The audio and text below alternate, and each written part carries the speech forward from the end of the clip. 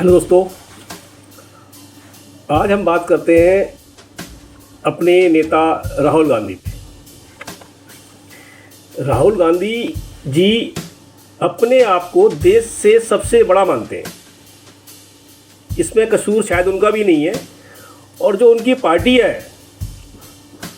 उन्होंने तो उनको राजकुमार मान रखा है, तो वो भी क्या करें। तो जब कहते हैं राजकुमार तो राजकुमार बन गए, वही उनके भाव हो गए।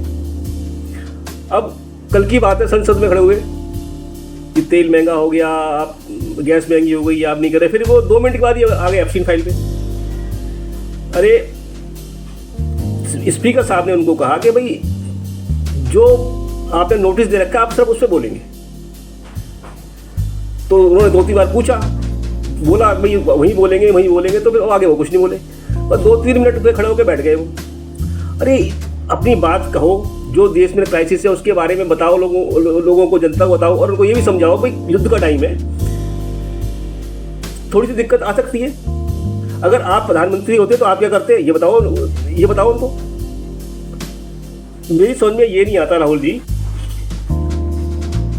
जो बोलते हैं या तो वो जानबूझ के बोलते हैं या जो उनको लिख के दिया जाता है वो बोलते हैं। इसका मतलब ये हुआ जो उनको लिख के देता है वो जो भी हो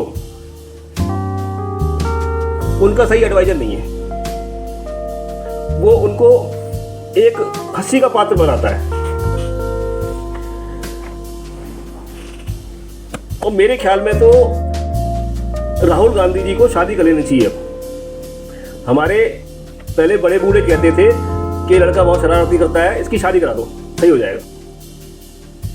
तो मैं तो यही कहूँगा कांग्रेस पार्टी के नेताओं को और उनके जो भी उनके इस तरह रक्षक हैं या वो कह लो शुभचिंतक हैं, तो लड़की राहुल गांधी के लिए उनकी शादी कराओ। आप एलओपी हो भाई देश के, युद्ध का काल है। ऐसे टाइम में तेल का, गैस का संकट पैदा हो सकता है कि खाड़ी देश में युद्ध चल रहा है, आपको मालूम है। तो आप पैनिक कर रहे हैं लोगों को।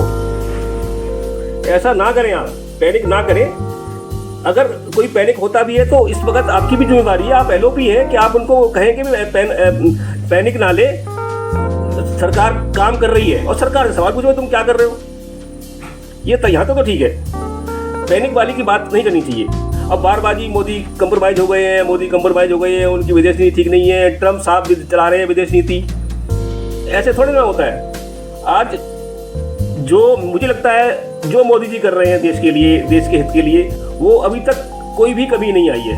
जो गैस की कोई किल्लत नहीं है इस वक्त ना, अभी तक तो कोई किल्लत नहीं तेल की, गैस की।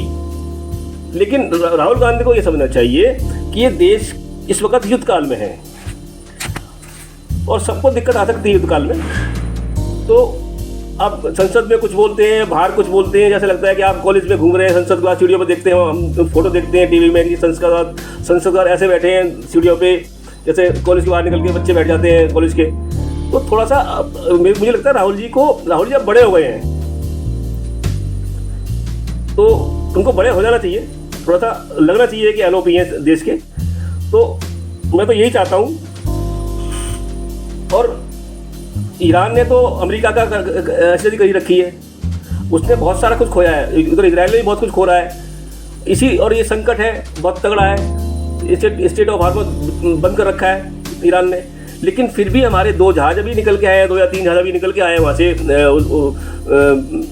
हमारे जयशंकर विदेश मंत्री ने बात करी है उनके विदेश मंत्री से, तो वहाँ से 2-3 कंटेनर निकले भी हैं। तो क्राइसिस तो थोड़ा बहुत रहेगा युद्ध काल में, थोड़ी बहुत दिक्कत भी आ सकती है, परेशानी हो सकती है। इनको सबको मिलके हमको ठीक करना है। तो पैनिक ना करें राहुल जी, मुझे लगता है नेगेटिव बात ना करें। बाकी धन्यवाद, वीडियो को लाइक करें, सब्सक्राइब करें, धन्यवाद।